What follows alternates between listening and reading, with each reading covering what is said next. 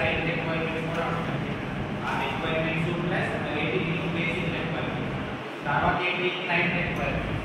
Client requirement ఏంటి ఒక web page కావాలి. ఫర్ సపోజ్ నేను ఉన్న క్లయింట్ నాది ఒక ఐడెంటిటీ. ఈ ఐడెంటిటీకి వచ్చేసరికి ఏంటి స్టూడెంట్ డీటెయిల్స్ విత్ పేరెంట్స్తో సహా ఓవరాల్ ఇండివిజువల్ డీటెయిల్స్ అనేది నాకు తెలియాలి.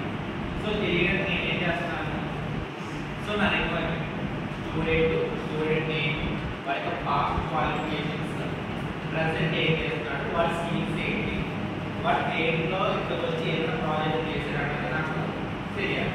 అవన్నీ తెలియాలంటే ఒక డేటా మొత్తం కావాలి. సో ఈ విధంగా నేను కాలేజ్లో ఉన్న స్టూడెంట్స్ ఓవరాల్ 10,000 స్టూడెంట్స్ డేటా కూడా నాకు తెలియాలి. సో దాన్ని బేస్ చేసుకుని నాకు ఒక యాప్ డెవలప్ చేయమన్నాను. ఆ యాప్ ఏంటి, ఆ యాప్లో మీరు ఏదైనా సరే ప్రతి క్యాండిడేట్ ఇండివిజువల్గా లాగిన్ అయినప్పుడు ఆ ఎంటర్ ఆల్ డీటెయిల్స్ ఇచ్చినప్పుడు మాత్రమే నెక్స్ట్ లెవెల్ ఆఫ్ ప్రోగ్రామ్ అనేది మీకు యాక్టివేట్ అవుతుంది. ఫర్ సపోజ్ మీరు ఇంటర్మీడియట్ కంప్లీట్ అనుకో కోర్సెస్ వస్తాయి, అయితే ఎంటెక్ కోర్స్ వస్తాయి, వాటి మీద ప్రిపేర్ అవుతుంది.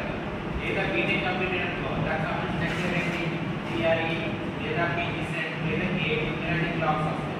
సో యాజ్ పర్ రిక్వైర్మెంట్స్ ఏదైతే ఉన్నాయో ఫుల్ఫిల్ అయితేనే నెక్స్ట్ లోన్ కావాలి.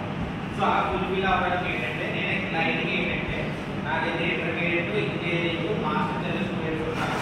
వాళ్ళ రిక్వైర్మెంట్ బేస్ చేసి వాళ్ళు కంప్లీట్ చేసి ఎడ్యుకేషన్ పెట్టి నెక్స్ట్ లెవెల్ లోన్ కావాలి. ఆ విధంగా నాకు ఏంటంటే ఒక వెబ్సైట్ కానీ యాప్ కానీ డెవలప్ చేసి నాకు ఏమైనా సాఫ్ట్వేర్ అడిగింది. సో బేసిక్ ఈ రిక్వైర్మెంట్ బేస్ చేసి మీకు డైరెక్టర్ మేనేజర్ కూడా ఈ లీడ్స్కి కొన్ని రిక్వైర్మెంట్స్ పరంగా స్టార్ట్ చేసిన ప్రొసీజర్లో కొన్ని ఆఫ్ చేస్తారు. అవి ఇచ్చినప్పుడు ఏంటంటే ఇండివిజువల్గా టీమ్ లీడ్ ప్రతి ఒక్కరు కూడా level of programs first create చేసుకుంటారు. అలా క్రియేట్ చేసుకున్నప్పుడు అది ఏంటి ఒక వెబ్సైట్ యాప్ అన్నప్పుడు ఒక 10 to 20 లైన్స్తో ప్రోగ్రామ్ కంప్లీట్ అయిపోతారు.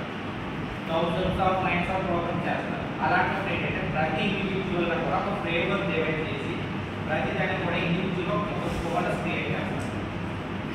ఫర్ సపోజ్ లాగిన్ పేజ్ అయితే ఒక folder login create. Okay next వచ్చేసరికి నెక్స్ట్ కావాల్సిన ఏంటి ఫ్రేమ్వర్క్ ఇంకోటి ఎడిషనల్ ఇంటర్మీడియట్ క్రెడెన్షియల్స్, తర్వాత BTech credentials, MTech credentials. So ఒక క్రెడెన్షియల్స్ లాగిన్ చేసి ఆ క్రెడెన్షియల్స్ లాగిన్ ఒకదాన్ని కూడా ప్రోగ్రామ్ అనేది ఇస్తారు. సో ఇవన్నీ కూడా ఏంటి ఫర్ ఎగ్జాంపుల్ వచ్చేసరికి మీకు ఏంటంటే సాఫ్ట్వేర్ టెస్టింగ్ లైఫ్ సైకిల్ తీసుకుంటాం. ఇందులో ఏంటంటే మనకు ఫ్రేమ్వర్క్ ఏంటి వచ్చేసి జావా, దాని టూల్ ఏంటంటే సిరీకి వచ్చేసరికి డీడీడీ హోంవర్క్ ఫ్రేమ్వర్క్ యూజ్ చేస్తాం. డీడీడీ అంటే data driven detail data driven framework. ఈ ఫ్రేమ్వర్క్ ఏంటంటే ఆల్రెడీ డెవలప్మెంట్ చేసిన ఏదైతే ప్రోగ్రామ్ ఉందో అన్ని పేజెస్ ఆఫ్ సైన్స్ దాన్ని ఆటోమేషన్ టెస్ట్ చేస్తాం. అలా టెస్ట్ చేస్తున్నప్పుడు ఏంటి ఒక్కొక్క ఫ్రేమ్వర్క్ ఇచ్చిన ఫైల్స్ అన్ని కూడా 1 by 1 రీడ్ చేసుకుంటూ వస్తాం. ఆ రీడ్ చేసుకుంటూ రావడానికి ఏంటంటే ఇందులో మనకి ఇండివిజువల్గా మనం ఏంటంటే ఒక కోడ్ డెవలప్ చేస్తాం.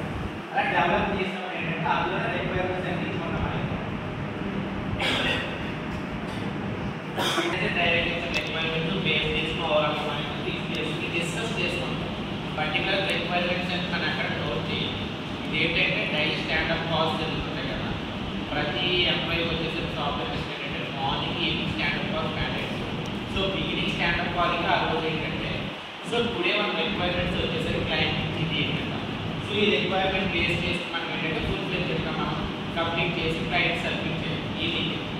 సో ఈ విధంగా ఏంటంటే మీకు నెక్స్ట్ సో రిక్వైర్మెంట్స్ చేసి కదా, సో రిక్వైర్మెంట్స్ ఐడియా ఉన్నప్పుడు మనకి దాన్ని ఎలా డెవలప్ చేయాలి, ఎలా డిజైన్ చేయాలి, దాన్ని ఎలా అనలైజ్ చేసి మనం నెక్స్ట్ తీసుకెళ్ళాలి మైండ్లో ఒక థాట్ క్రియేట్ చేస్తాం.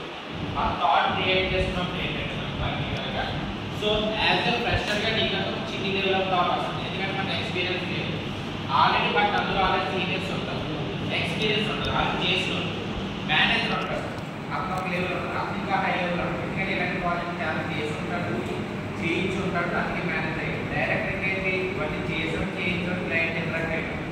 సో ఒక్కొక్క లెవెల్ ఆఫ్ క్యాండిడేట్ కూడా ఒక్కొక్క నాలెడ్జ్ ఉంటుంది. సో ఫస్ట్ ఏంటంటే డైరెక్టర్ చెప్పడు, మేనేజర్ చెప్పడు. సో యాజ్ ఎ ఫ్రెషర్ లెవెల్లో ఎవరైతే ఉన్నారో ఎంప్లాయీస్ మీ ఐడియాలజీ ఏంటంటే ఫస్ట్ ప్రిఫరెన్స్ మీకు ఇస్తారు. ఇలా ఇచ్చినప్పుడు ఈ విధంగా డెవలప్ చేయొచ్చు అని చెప్పచ్చు. బట్ తర్వాత ఏంటి టీమ్ లీడ్ ఓవర్కమ్ చేస్తారు.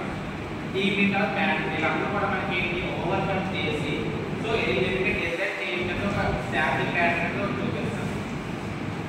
సో అలా చూపించినప్పుడు ఏంటంటే దాన్ని మీరు ప్రోగ్రామింగ్ లో ఫ్రేమ్వర్క్ ద్వారా ఏంటంటే డెవలప్ చేసి చూపిస్తారు. చూపించి తర్వాత ఏంటి దాన్ని డెవలప్మెంట్ చేసి చూపించారు. ఒక డెవలప్మెంట్ సక్సెస్ అయితేనే టెస్టింగ్ సైకిల్ అంటారు. ఇది ఎస్డిఎఫ్. సో ఎస్డి వరకు ఏంటంటే జస్ట్ డెవలప్మెంట్ లైఫ్ సైకిల్ వరకు ఐడియాలజీ ఉంది, రిక్వైర్మెంట్స్ ఉన్నాయి, డెవలప్ చేయాలి. ఈ లెవెల్ ఆఫ్ ఎస్డిఎఫ్ కంప్లీట్ అయినప్పుడు ఎస్డిఎఫ్కి టర్న్ అవుతుంది. సో ఇది సక్సెస్ఫుల్గా మీకు 90% సక్సెస్ అయ్యింది, 10% డౌట్, బట్ 100% ఏంటంటే చూపిస్తుంది.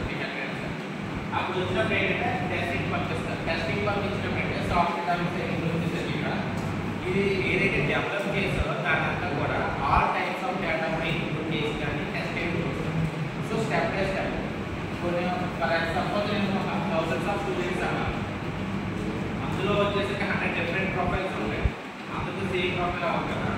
కొంతమంది అడ్రస్ మారిపోతాయి, కొంతమంది ఫోన్ నెంబర్స్ మారిపోతాయి, కొంతమంది పిన్ కోడ్స్ ఇలా డిఫరెంట్గా ఉంటాయి. బట్ అన్ని ఈక్వల్గా ఉన్నది ఏంటి మనకి స్టూడెంట్ వచ్చేసి నేము అండ్ వాడి ఎడ్యుకేషన్ వాడి పర్సంటేజ్ ఇవి మ్యాచ్ అవుతుంటాయి. అది కూడా కొంతవరకు ఈ మ్యాచ్ అవ్వలేని ఏంటంటే నేమ్ వచ్చేసరికి అడ్రస్ లొకేషన్. ఈ అడ్రస్ లొకేషన్స్ వచ్చేసరికి మనకు మ్యాచ్ అవుతుంది. టెస్టింగ్లో వచ్చేసరికి ఏంటంటే ఇక్కడ ఫెయిల్ అయిపోతుంది. అడ్రస్ లొకేషన్స్ వచ్చేసరికి డిఫరెంట్గా ఉంటాయి. ఎవరికి యూనిక్ ఉంటుంది. ఎప్పుడు మహాయితే ఇక్కడ ఉంటుంది కాదు, బట్ అడ్రస్ దాన్ని బట్టి చేంజ్ అయిపోతుంది కదా. సో ఇలా టెస్టింగ్ సైకిల్ వచ్చేసరికి ఏంటంటే ఇవన్నీ కూడా ఫెయిల్ అయిపోతుంది. సో టెస్టింగ్ ఇక మనకి 90% సక్సెస్ రేట్ మనకు కాస్త 40%, 30% రౌండ్ అయిపోతుంది సార్. అప్పుడు ఏంటంటే మళ్ళీ ఈ యొక్క టెస్టింగ్ ఏదైతే చేసిన రిపోర్ట్ మళ్ళీ రీసబ్మిట్ చేస్తాం. అప్పుడు డెవలప్మెంట్ లైఫ్ సైకిల్లో ఏంటంటే మళ్ళీ దీన్ని కూడా ఏవైతే ఎర్రర్స్ పర్టికులర్గా మనం నోట్ చేసి ఇస్తారో ఆ ఎర్రర్స్ పర్టికులర్గా మేక్ చేసుకుని ఆ యొక్క ప్రోగ్రామ్ కోర్స్ జస్ట్ స్మాల్ ఆ చేంజెస్ అన్ని రీకవర్ చేసి ఫ్రేమ్వర్క్లో మళ్ళీ బిల్డ్ చేస్తారు. అలా డెవలప్ చేసుకుని స్టెప్ బై స్టెప్ వెళ్ళగా ఏంటంటే మనకి సో ఫైనల్గా డెవలప్మెంట్ సక్సెస్ అయినా కూడా టెస్టింగ్లో వచ్చేసరికి ఫెయిల్ అయిపోతుంది. సో టెస్టింగ్ వచ్చేసరికి ఏంటి మాన్యువల్ ఆటోమేషన్. మాన్యువల్ పని ఒకటి పక్కన ఏంటంటే ఆటోమేషన్ వచ్చేసరికి మళ్ళీ పని ఉంటుంది. ఎందుకంటే ఆటోమేషన్ వాడు కూడా కోడ్ రాయాల్సిందే. కోడ్ రాయకపోతే మనకి డెవలప్ అవ్వదు. ఎందుకంటే మాన్యువల్ ఏం చేస్తాడు ప్రీవియస్ చెప్పినట్టు నాకు ఎంతమంది ఉన్నారు మాన్యువల్ మీ అందరికీ ల్యాప్టాప్ ఇచ్చేసాను, ఒక వెబ్సైట్ ఇచ్చాను. అందరూ కూడా మీరు ఏంటి లాగిన్స్ వర్క్ అవుతుంది, మీ ఓన్ లాగిన్స్ ఇచ్చి రిజిస్టర్ అయ్యి లాగిన్ అనుకుంటారు. ఓకే, ఎంతమంది 19 మంది ఉన్నారు, 50 మంది 50 సార్లు లాగిన్ అవ్వాలి. సో ఒక్కొక్కరికి ఇండివిజువల్ మన అనేది సిస్టమ్ ఒకటి బట్ 50 మంది ఉన్నారు, ఒక్కొక్కరికి 5 నిమిషాలు వస్తే ఎంత టైం పడుతుంది, హాఫ్ డే పోతుంది. అవునా కదా, ఒకటే సిస్టమ్ ఉంది, 50 మంది ఉన్నారు, 50 మంది లాగిన్స్ కూడా 1 డే ఒక అవగాహన ఇంకొకటి లైన్. ఇది మాన్యువల్ ప్రాసెస్. ఈ మాన్యువల్ ప్రాసెస్ అయితే మనకి టైం వేస్ట్ అవ్వదు, రిజల్ట్ సరిగ్గా రాదు, ఎఫిషియెంట్ లో అయిపోతుంది. సో దట్స్ ఏంటంటే మనకి టైం 2 months లేట్, కాస్ట్ కూడా చాలా తక్కువ.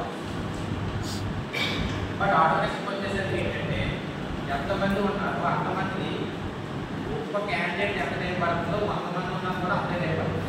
ఒక నిమిషంలో మీరు క్యాండిడేట్ లాగిన్ అయ్యారంటే ఆ 100 మంది ఉన్నారు 1 నిమిషంలో లాగిన్ అయిపోతుంది. సో సేమ్ డేటా అందరికీ కూడా ఏంటంటే వితిన్ 1 minute లాగిన్ అవుతుంది, బయటకు వచ్చేస్తుంది. సో ఆటోమేషన్ అందుకని పాయింట్. సో ఈ విధంగా వచ్చేసరికి ఏంటంటే మీకు ఓవరాల్గా టెస్టింగ్ సైకిల్లో మీకు వచ్చేసరికి